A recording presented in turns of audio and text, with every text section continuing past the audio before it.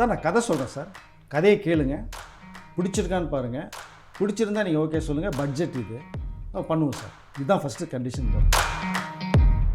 இந்த டைரக்டரை வந்து நிறைய பேர் பிடிச்சி தூக்கிட்டு போவாங்க பாருங்கள். இந்த படம் ரிலீஸ் பிறகு ஒரு ப்ரொடியூசர் காம்பேக்டாக இருக்காருங்கிற விஷயம் பேச 8 கோடியிலிருந்து 10 கோடி ரூபா வரைக்கும் லைக்கா வந்து பணத்தை இன்வெஸ்ட்மெண்ட் பண்ணிட்டாங்கன்னா படம் முடிஞ்சிடும். பட் அந்த பணம் போடுறதுக்கு வந்து லைக்கா கிட்ட பணம் இல்லை. அதுதான் ரொம்ப வருத்தமாக இருக்குது. பட் ஒரு ப்ரொடியூசர் வந்து வாழ வைக்கணுங்கிறது தான் டெக்னீஷியனுடைய மனசாக இருக்கணுமே தவிர பணம் கொடுத்தா தான் நான் வருவேன் அப்படின்னு சொல்கிறது வந்து எந்த. ஹாய் ஹலோ வணக்கம் சினி கார்னர் நேயர்களே, welcome to the episode of cinema சர்ச்சைகள். நான் உங்கள் விஜய் தயா. இன்னைக்கான நேர்காணல்ல நம்மளோட யார் இணைஞ்சிருக்காங்க அப்படின்னா பத்திரிகையாளர் வெங்கடேஷ் அவர்கள் தான். ஸோ ஜாசன் சஞ்சய் ஒரு திரைப்படம் எடுக்கிறாரு, அதை பற்றி எல்லாம் என்ன அப்படின்றத கேட்க போகிறோம். வாங்க அவரை சந்திப்போம். வணக்கம் சார், எப்படி இருக்கீங்க? நல்லா இருக்கு. ஸோ பார்த்தீங்கன்னா ஜாசன் சஞ்சய் அவர்கள் வந்து ஒரு திரைப்படம் வந்து எடுக்க போகிறாரு அப்படின்னு சந்தீப் கிஷனை வச்சு. ஸோ அதுக்கான அப்டேட் பற்றி சொல்லுங்கள். திரைப்படம் டைரக்ட் பண்ணிகிட்டு இருக்காரு, ப்ரொடியூசர் வந்து லைக்காக பண்ணுறாங்க. பட் அதை கமிட் பண்ணதே வந்து ஒரு சுவாரஸ்யமான ஒரு விஷயமா நான் பார்க்குறேன். அது எப்படின்னா, இப்போது நம்ம விஜய் பேக்ரவுண்ட் இருந்தால் கூட, விஜயோட சன்னுன்னு அப்படி இருந்தால் கூட, ஒரு ஹீரோவாக ஆவார், விஜய்க்கு அடுத்த வாரிசாக உருவாகிறார் அப்படின்னு நினைக்கும் போது அவர் வந்து ஆக்டிங்கில் எனக்கு இன்ட்ரெஸ்ட் இல்லைன்ட்டார். டோட்டல் ஆஃப் பண்ணிட்டார் எல்லாத்தையுமே. எனக்கு ஆக்டிங் இன்ட்ரெஸ்ட் இல்லை, டெக்னிக்கலாக தான் நான் போகணும் அப்படிங்கும்போது டைரக்ஷன் கோர்ஸாக படித்தார் ஃபாரினில். ஓகே, படிச்சுட்டு அதனுடைய விஷயங்கள் ஸ்க்ரீன் பிளேலாம் என்ன கதை ஸ்க்ரீன் பிளே தான் ஒரு படத்துடைய மிகப்பெரிய வெற்றிக்கான ஒரு ஹீரோ இமேஜை தூக்கி நிப்பாட்டுறது அதுதான். அப்படிங்கும்போது அந்த கோர்ஸை முடிச்சுட்டு வரும்போது ஒரு ஸ்கிரிப்டை ஒன்று உருவாக்குறாரு. ஸ்கிரிப்டை உருவாக்கும் போது பார்த்தீங்கன்னா அவங்க எல்லாமே சொல்கிறதுன்னா, அவர் என்னப்பா விஜய் பல கோடி வச்சுருக்காரு, அவங்க அப்பா பெரிய ஹீரோ, விஜய் டேட் கொடுத்தா அவர் டைரக்ட் பண்ணலாம், இல்லை விஜய் ப்ரொடியூஸ் பண்ணால் அவர் டைரக்ட் பண்ணிட்டு போகலாம், வெரி ஈஸி. எந்த ஹீரோவும் டேட் கேட்டால் உடனே கொடுத்துருவாங்க சஞ்சய்க்காக, காரணம் விஜயோட பையன் அப்படின்னால. பட் இது எதுவுமே எனக்கு வேண்டாம், நான் தனியாக வந்து ஜெயிக்கணும், நான் தனியாக போராடி பார்க்கணும். எங்கள் அப்பாவுக்கு வந்து அவங்க அப்பா தாத்தா எஸ்ஏசி வந்து ஹெல்ப் பண்ணி லிஃப்ட் பண்ணி தூக்கி விட்டாங்க, ரொம்ப சந்தோஷம். பட் இன்றைக்கி நான் எங்கள் அப்பாட்ட கேட்டால் எது வேணாலும் செய்வார்.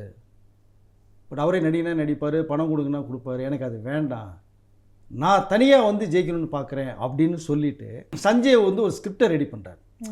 அப்போது ஸ்கிரிப்டை ரெடி பண்ணி பண்ணலாங்கும் போது தான் டைரக்ஷனில் இன்ட்ரெஸ்ட் எடுத்து பண்ணலாங்கும் போது எந்த கம்பெனி போகலாங்கும் போது யோசிக்கிறார். அப்பா பேர் விஜய், அவங்க பேரே இல்லாமல் நான் கம்பெனிக்கு போகணும், நான் என்னுடைய கதைக்கு அந்த கதையை கேட்டு அந்த கம்பெனி வந்து பல கோடிகளை செலவு பண்ணணும், நல்ல படமாக உருவாக்கி தரணும் அப்படிங்கிற அதே ஒரே நோக்கமும் இருக்குது. அப்போது சொல்லும் போது தான் இவங்களுடைய பெரியம்மா, ஜேசன் சஞ்சயோட பெரியம்மா, அம்மா சங்கீதாவுடைய சிஸ்டர், அவங்க இந்த கதையை கேட்குறாங்க. ஓகே, லண்டனில் இருக்காங்க. கதையை கேட்டுட்டு ரொம்ப பிடிச்சிருக்கு அவங்களுக்கு, பிரமாதமாக இருக்கே சஞ்சய், இது நீ என்ன பண்ண போகிற அப்படிங்கும்போது தான், இல்லை நான் வந்து ஒரு பிடிச்ச கம்பெனியில் கதை சொல்லணும், அவ்வளோதான். இது தயாரிக்கிறதுக்கு நம்பி ஒரு ப்ரொடியூசர் வேணும், பட் அப்பா பேர் எடுக்கவே கூடாது எக்காரணத்தை கொண்டு அப்படின்னு விஷயத்தை தான் இங்கே முக்கியமாக வைக்கிறார்.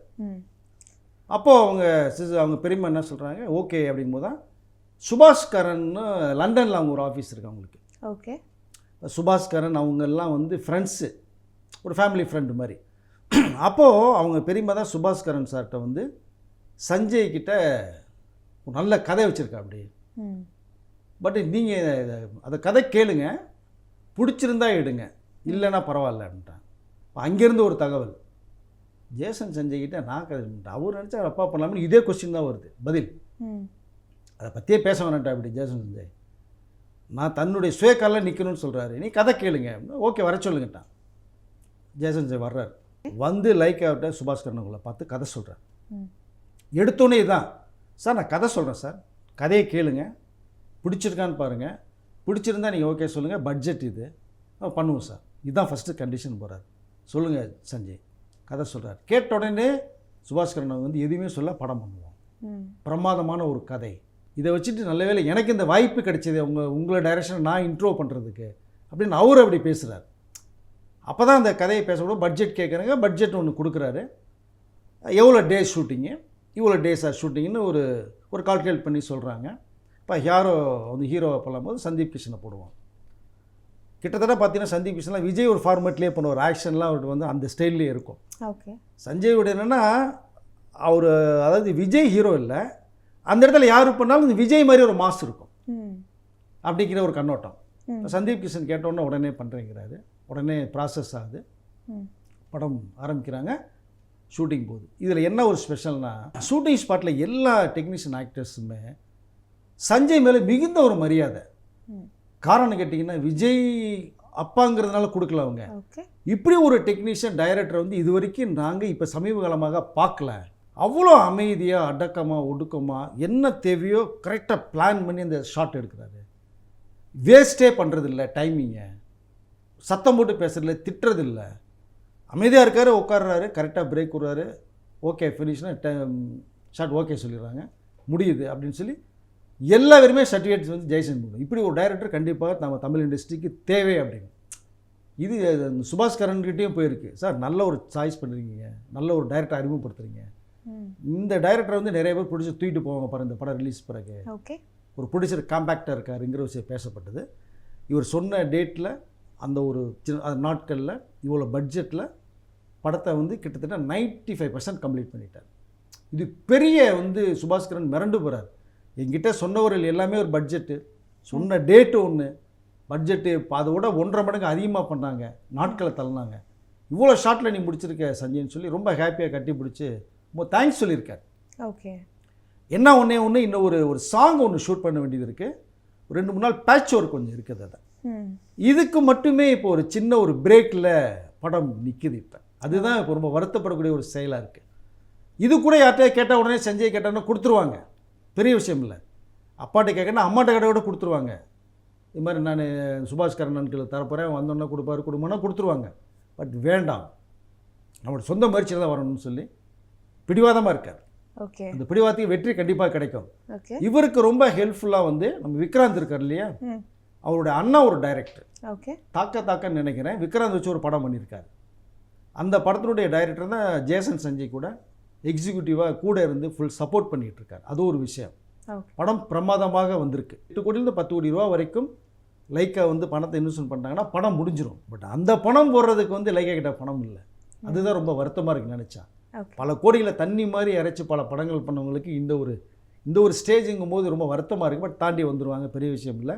இந்த படம் முடிஞ்சிட்டா ஜேசன் சஞ்சய் கண்டிப்பாக ஒரு பெரிய டைரக்ட் லிஸ்ட்டில் அவர் பேரும் வரும்னு நினைக்கிறேன். ஓகே. ஸோ பேட்ச் ஒர்க் பண்ணணும், லைக்கா கிட்ட காசு இல்லைன்னு சொன்னீங்க. இந்த பேட்ச் ஒர்க்குக்கும் லைக்காக்கும் என்ன பிரச்சனை? ஏன்னா இந்தியன் 3யும் பேட்ச் ஒர்க் பண்ணணும், காசு இல்லை. ஜாசன் சஞ்சய் படமும் பேட்ச் ஒர்க் பண்ணோம், காசு இல்லை. என்ன இது? இல்லை, இந்தியன் 3 வந்து 2 பண்ணும்போதே இந்தியன் 3க்குள்ள சீன்ஸ் நிறைய எடுத்து வச்சுட்டாரு சங்கர். அதை இப்போது இந்தியன் 2 மிகப்பெரிய அளவில் போகும்னு எதிர்பார்க்கப்பட்ட ஒரு படம். அதனால் போட்ட காசு கோடிகள், பல கோடிகள் தனிமதி இறைச்சாச்சு, திரும்பி ரெக்கவரி பண்ணிடலாம்.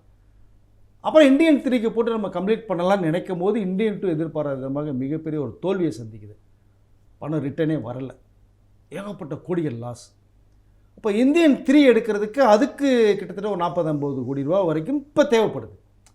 அப்போது அந்த 30-40 கோடி தான் பட்ஜெட்டே, ஜேசன் சஞ்சயோட படம் பட்ஜெட்டே. இப்போ அந்த பணம் போடுறதுக்கு சங்கரும் அவருடைய பேலன்ஸ் அமௌண்ட்டு சம்பளம் கேட்குறாரு, கமல்ஹாசன் அவர்களும் சம்பளம் கேட்குறாங்க. அது கொடுக்க பணம் இல்லை. இன்னும் ஒரு 20 நாள் ஷூட்டிங் இருக்குன்றாங்க, ஷூட்டிங் பண்ணுறதுக்கு பணம் இல்லை. பட் இதெல்லாம் நீங்கள் சேர்ந்து பண்ணி கொடுங்க, இந்தியன் 3 ரிலீஸ் ஆனதுக்கப்புறம் பிஸ்னஸ் பண்ணதுக்கப்புறம் பணம் எல்லாமே ஷேர் பண்ணலாம் அப்படின்ற அளவுக்கும் பேசப்பட்டதாக ஒரு தகவல். பட் அதற்கு அவர்கள் சம்மதிக்கலை, அப்படி நிற்குது. பட் ஒரு ப்ரொடியூசரை வந்து வாழ வைக்கணுங்கிறது தான் டெக்னீஷியனுடைய மனசாக இருக்கணுமே தவிர, பணம் கொடுத்தா தான் நான் வருவேன் அப்படின்னு சொல்கிறது வந்து எந்த அளவுன்னு எனக்கு தெரியல. அவர்கள் போட்டதுனால தான் நமக்கு இந்தியன் 2 உருவாச்சு.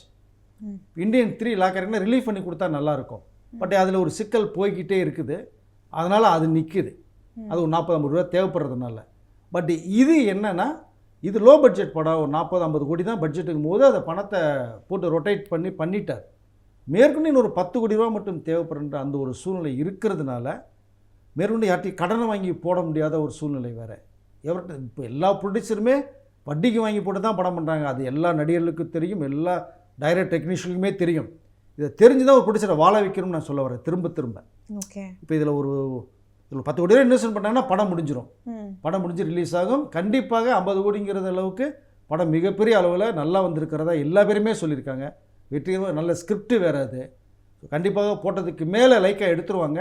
இது போகிறதுக்கான சூழ்நிலைகளும் கொஞ்சம் கம்மியாக இருக்குது. அந்த ஒரு பேச்சுவார்த்தையும் போயிட்டுருக்கு. அதனால் இந்த லாஸ்ட் ஒரு சாங்கும் சின்ன பேட்ச் ஒர்க்கு சில நாட்கள் ஷூட்டிங்கும் பெண்டிங்காக இருக்குது. ஓகே. இந்தியன் 3 ரிலீஸ் ஆகவே ஆகாதா இல்லை இந்த வருஷம் ரிலீஸ் ஆகாதா? இல்லை அது முடிஞ்சால் தானே ரிலீஸ் ஆகும் உங்களுக்கு. இந்த வருஷம் வாய்ப்பு இல்லை. வாய்ப்பு இல்லை, கண்டிப்பாக வாய்ப்பு 100% வாய்ப்பு இல்லை. அடுத்த வருஷம் நெக்ஸ்ட் இயர் இவங்க மனசு வச்சாங்கன்னா முடியும். சங்கர் மனசு, கமல்ஹாசன் மனசு வச்சா முடியும். இல்லைன்னா இருக்கிற வரைக்கும் எடுத்த வரைக்கும் ஒரு என்ன எடிட் பண்ணி முடிச்சுட்டு ஓடிடிக்கு ரிலீஸ் பண்ணலாம் கூட ஐடியா கூட போய்கிட்டு இருக்கு அவங்களுக்கு. பட் தியேட்டரை வந்து ஏன்னா அந்த பார்ட் 3 வந்து அதுக்குள்ளே கதை இருக்குது உங்களுக்கு. ஆனால் நீங்கள் இவ்வளோ சிக்கல்கள் இருக்குது இல்லையா, படமாக கஷ்டப்பட்டு படத்தை போட்டு ரிலீஸ் பண்ணாங்கன்னா கண்டிப்பாக அந்த படம் ஹிட் ஆகிறது வாய்ப்பு நிறையா இருக்குது. ஃப்ளாஷ்பேக் கதை நிறையா இருக்குது உங்களுக்கு இந்தியன் 3ல். ஏன்னா எஸ்ஜே சூர்யாவும் கமலுக்கும் அதில் தான் நிறைய வாரெலாம் இருக்கும் உங்களுக்கு அதில். ஸோ அந்த மாதிரி ஒரு பேட்டர்ன் தான். பட் ஏதோ கெட்ட நேரம் அப்படி கிடக்குது. அதனால் இந்த வருஷம் ரிலீஸ்க்கு வாய்ப்பு இல்லை. எல்லா மனசு வச்சு ஒத்துழைப்பு கொடுத்தாங்கன்னா அடுத்த வருஷம் இந்தியன் 3 ரிலீஸ் ஆகும். ஜேசன் சஞ்சய் படமும் ரிலீஸ் ஆகிடுச்சுன்னா அதுவும் இந்த வருஷம் ரிலீஸ் ஆகுமான்னு தெரியல, நெக்ஸ்ட் இயர் தான் ஆகும். இது ஒரு மிகப்பெரிய வெற்றி அடைஞ்ச பல பல பல பல கோடியில் வந்து ப்ரொடியூசருக்கு இந்த லாபமாக சம்பாரித்து கொடுத்தாருன்னா சஞ்சய்க்கு மிகப்பெரிய ஒரு சந்தோஷமாக இருக்கும். ஓகே. ஸோ லைக்கா வந்து நிறைய படங்கள் ப்ரொடியூஸ் பண்ணுறதுக்கும் பேசி வச்சுருப்பாங்க, அப்பார்ட் ஃப்ரம் இந்த 2 பிக் ஃபிலிம்ஸ் தாண்டி. ஸோ இதுக்கெல்லாம் காசுக்கு இவங்க என்ன பண்ணுவாங்க? இல்லை இப்போ போட்டது எதுவுமே வரலையே உங்களுக்கு, ரோலிங் தான் உங்களுக்கு, சைக்கிள் தான். நீங்கள் போட்டது வந்து முன்னப்பின்ன ஏதோ ஒரு 10% லாஸ்னா கூட 90% இருந்தால் கூட அவங்க ரோல் பண்ணுவாங்க.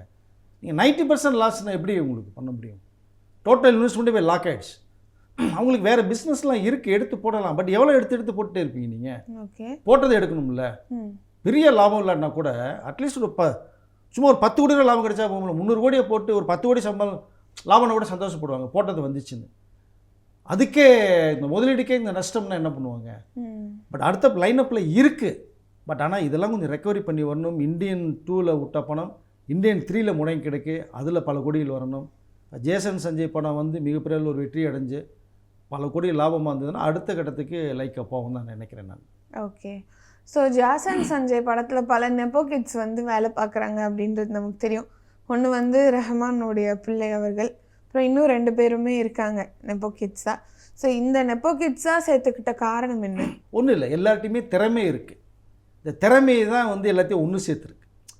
பட் நீங்கள் அது ப்ரொடியூஷன் பார்க்காம இவங்க ஒரு டெக்னீஷியன், இவர் ஒரு டைரக்டர், இவர் ஒரு ஆக்டரு அப்படிங்கிறத நம்ம பார்க்கணும். இப்போ அதை இவரெல்லாம் சேர்ந்து உருவாக்குற ஒரு படம் மிகப்பெரிய அளவுக்கு என்ன பண்ண முடியும்? நமக்கு அது சக்ஸஸ் தானே. பட் அப்படி தான் நம்ம பார்க்கலாம். கண்டிப்பாக இந்த படம் வந்து மிகப்பெரிய அளவில் பேசப்படும். அந்த மாதிரி ஒரு கதை அந்த மாதிரி உருவாகிருக்கு. சொன்ன டேட்டில் வந்து எடுத்திருக்காரு, சொன்ன பட்ஜெட்டில் முடிச்சிருக்காரு. இதுதான் ரொம்ப முக்கியம் ஒரு டைரக்டர் ஒரு ப்ரொடியூசரை வாழ வைக்கிறதுக்கு. ஓகே. ஜேசன் சஞ்சயோட இந்த படம் மிகப்பெரிய ஒரு வெற்றிகரமாக அமையணும் அப்படிங்கிறத நான் நினைக்கிறேன்.